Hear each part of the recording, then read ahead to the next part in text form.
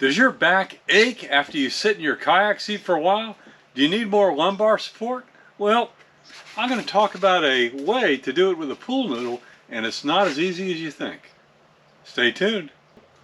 In an earlier video, I talked about doing some lumbar support for your kayak seat using a butt pack and some of that air bubble foam that you use to pack things with.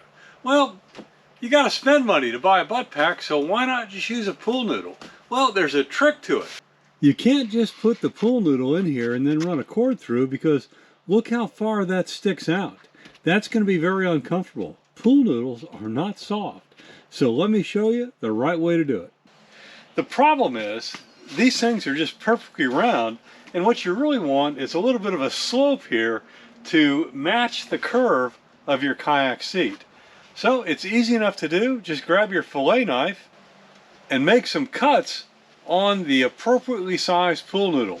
If you have a big gap, you need to get the full-size pool noodle, but a small gap, one of these little guys will do just fine.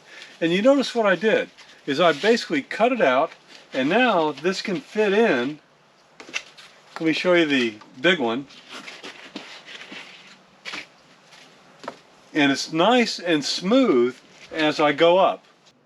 You can see on the large one how it kind of conforms to the back of the seat, and now your back is going to press against this flat area, and that's going to be much more comfortable. You may have to do a little bit of engineering to figure out what the right set of cuts is, and then basically it's just a cord through here and then down through the corner right here, as opposed to going around the outside. If you go through the corner, it's going to keep this in a better position. That's all there is to it. There's no excuse to have back pain after a long day of sitting in your kayak seat. Here's a very inexpensive solution.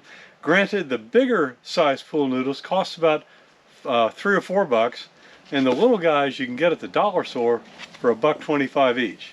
But that is a small price to pay to have a better contoured kayak seat to keep yourself comfortable all day.